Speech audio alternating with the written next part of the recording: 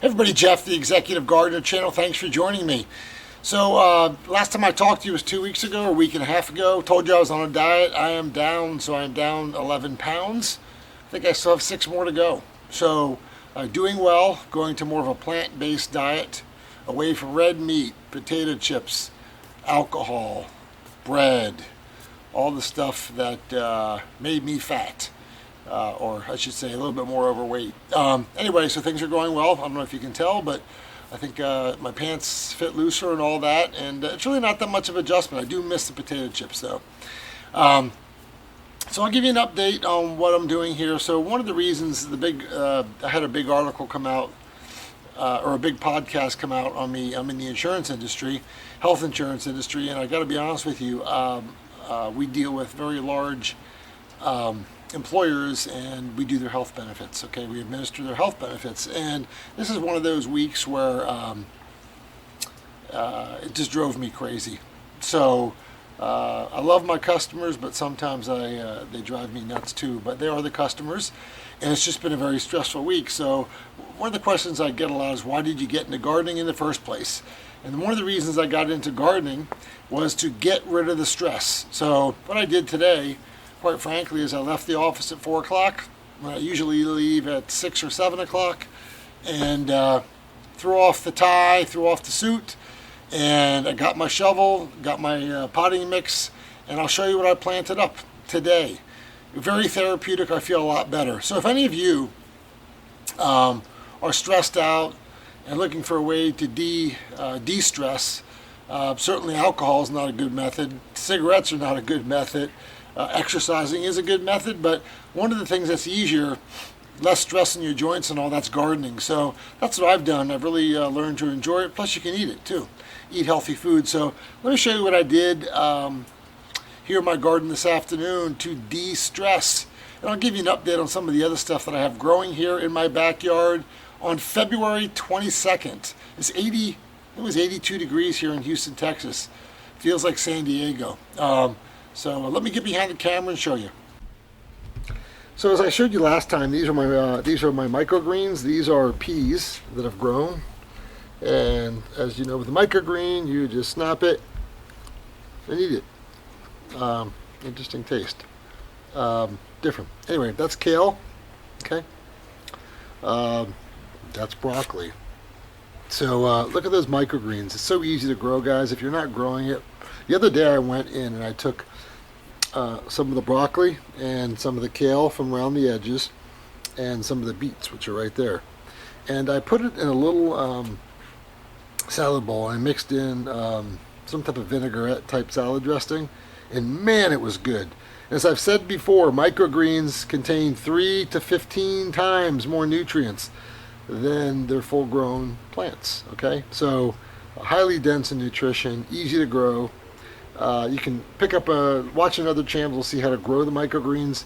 I'm here just to show you the results. So they tend to grow from the outside, as you see, and then the inside are starting to sprout too. So the same thing happened in this tray, and you see it all filled out. So well, let's get going. Let's see what we did. So as you saw last time, the kale and the spinach we cut, and it came again. So surprise, surprise, we've got the baby broccoli growing on top in the green stalk garden. Green stalk garden doing very well with everything. But let's go back and show you what I did. So last episode you saw some of the things, and we had a little bit of rain like we always do here in Houston, and you see the broccoli is doing very well, the kale starting to grow very well, and then over there we've got the cabbage. Okay, and in that bucket we've got potatoes growing. And you can see I got to start hilling the potatoes because they're starting to sprout. Okay, so I think those are just standard white potatoes. So what I did today is I came back, and you've heard me talk about these before. If you have a little bit of money and you're busy, this channel is about gardening for busy people. Okay, you don't have to be busy, but there's all types of busy: moms, executives, teachers, whatever the case may be. These are aqua camels, as I've talked about. I've already emptied out the broccoli and the kale. Those 2 are empty. Those are 1 gallon. These are 3 gallon. As I've talked about before, this is a reservoir around the outside. You fill it up here, okay? It holds 2 or 3 gallons of water. It self-waters itself from the bottom, okay?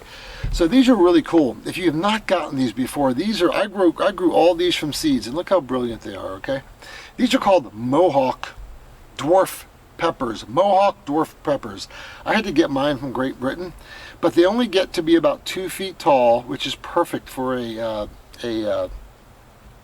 self-watering aqua camel. And that is my favorite, which is the Jimmy Nardello pepper. So I'm growing all 3 of these. I came back and I replanted them in my aqua camel. And again, I can leave for 4 or 5 days at a time. These things will do well. Now I will cover them with a greenhouse because they can't get watered on the top. They water from the bottom, and will be good. But I know for the next 5 days it's nothing but 80 degrees and sun, so I should have no issues with the rain. So I'm going to leave them open for the next 5 days, and then if there's any chance of rain, you got to get a greenhouse or a temporary greenhouse over the top of them. It will drown the roots because again, they water from a little hole at the bottom.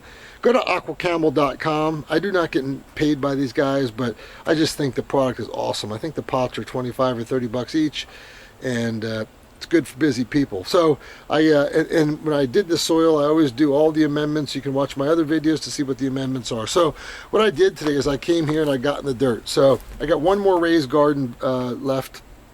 The other 3 are planted out, and I bought some peas. So I have some Kentucky Wonder pole beans, and then I have some Blue Lake beans here. So I'm going to be growing these. So the idea here is, you see this trellis? I had these this trellis built all the way down here. Okay, and this is where my grapevines were. Well, I just got kind of tired of growing grapevines, and they grew all over the place, and I traveled too much, and I didn't have the opportunity to keep up with them, so I just took them out. So what I'm going to do is I'm going to re-resource these beds. This bed is going to have peas. I will trellis the peas up the pole and on the trellis that I used to put the grapes on. So I'm going to kind of use this for multi-use. And then the broccoli, the kale, and the cabbage in the next 45 days are going to be coming out of here, okay? Because they'll be blooming and it'll get too warm for them, etc. So what I'm going to do here is I'm going to put in these beds cucumbers, pickling cucumbers, Bolivian cucumbers, and some straight 8 cucumbers. And the same thing, I'm going to allow the vines to grow up, and I have 3 levels of trellis here. I might as well reuse the trellis that I use the grapevines for. That's a fake snake to keep away the birds, and so forth and so on. So if you're growing grapes and they're not working for you and too much work and they're out of control or the birds are getting them, think about re-resourcing your trellis and using them for things like peas or cucumbers or other plants that do vine and take up a lot of space. So I want them to grow up, not out. Another good idea would be certainly vining tomatoes. I can't really do that here because the birds will get them before I will, but the birds will not bother cucumbers and they should not bother peas. So I came back today, I got my hands dirty with the potting mix here. I replanted 3 beautiful young pepper plants that are already starting to flower. If you take a look there, I've already actually got some fruit on these here, and I should be enjoying peppers here pretty soon. I've got, I believe, 3 other aqua camels right here. I'm going to be putting in another tent as well, and I'm going to have 6 dwarf pepper plants to eat off all spring and summer, and then in middle summer when it gets too hot here, I'll shut it down. So that is my update here at the Executive Gardener channel. I de-stressed today, planted up these 3 and those beans, and had a heck of a time. It's a lot cheaper than going out to a bar. A lot healthier too. Anyway, till next time, this is Jeff with the Executive Gardener channel. Take care. Bye.